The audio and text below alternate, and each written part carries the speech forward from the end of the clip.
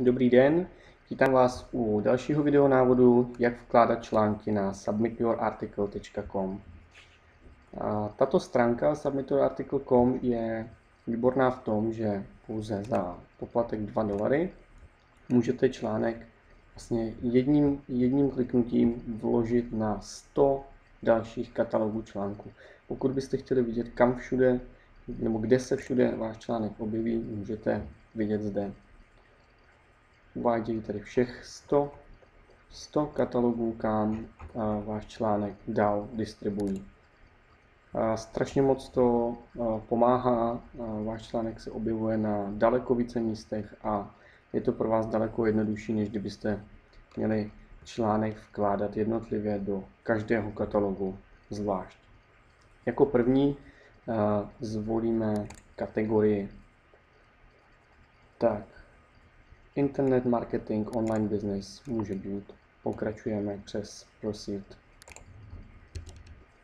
Tak na další stránce krok číslo 2 ze 6 vložíme zase title nebo nadpis. Opět mějte připravený někde ve Wordu, abyste ho mohli jednoduše skopírovat a vložit.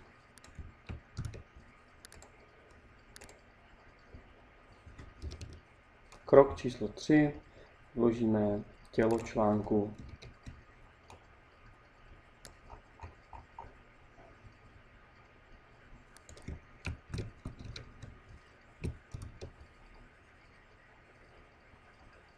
A klikneme opět na Proceed, pokračovat.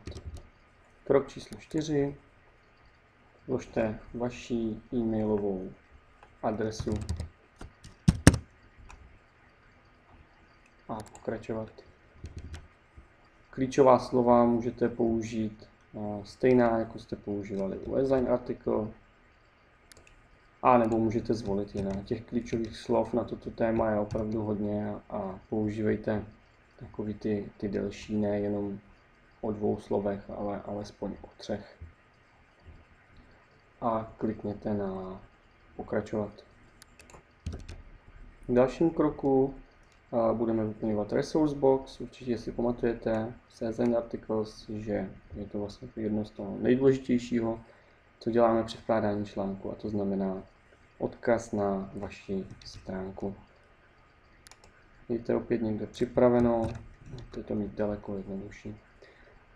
Budeme vkládat například sem do toho druhého a tady já už mám předvyplněné své jméno a budeme pokračovat to zaplacení. Tak, teď jsme na stránce, kde tedy zaplatíme ty $2, o kterých jsem mluvil na začátku, aby nás zařadili do 100 nejlepších katalogů, kde se články budou distribuovat. Vybereme tady možnost číslo 1 a sjedeme dolů, úplně až dolů a klikneme na Proceed to Checkout. Na další stránce vyplňte všechny údaje, které po vás budou požadovat, znamená jméno, příjmení, e-mailová adresa a poštovní směrovací číslo, země, váš telefon. A tady dole vidíte shrnutí objednávky, tedy za $2, a vyberte možnost, jak chcete platit, jestli platební kartou nebo PayPalem, a ještě zde klikněte, že souhlasíte s podmínkami. Nyní můžete kliknout na Sign Up Now. Jakmile se dostanete k platební bráně PayPal, jednoduše vyplníte své heslo a potvrdíte platbu.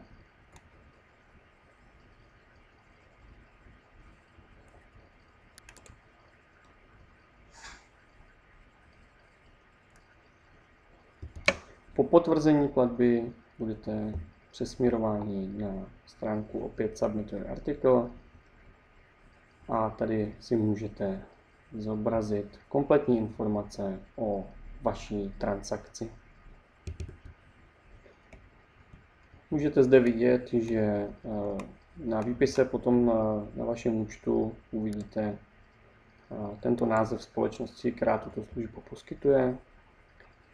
A tady docela důležitá věc, pokud nemáte žádné měsíční placené členství a vkládáte články pouze touto jednoduchou metodou za ty $2, tak když se budete chtít potom někdy přihlásit nebo zkontrolovat váš článek, poznamenejte si tyto údaje pro následné přihlášení.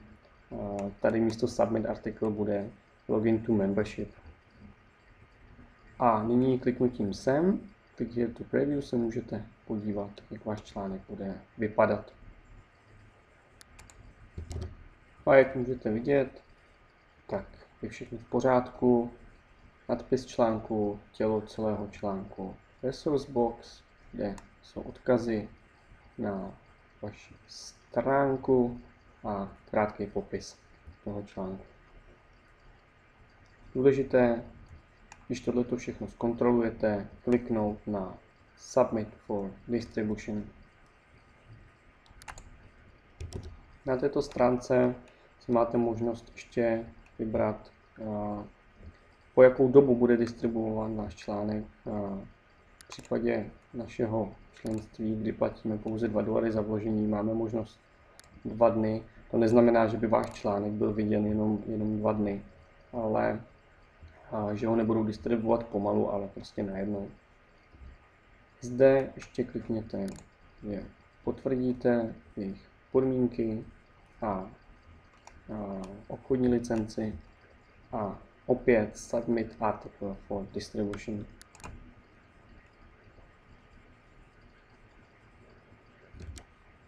No a nyní už je všechno hotovo. Článek bude během pár dnů distribuován do 100 katalogů, kde se zobrazí. A teď už ho nechte pracovat za vás. Já vám děkuji za pozornost a přeji vám mnoho úspěchů při vkládání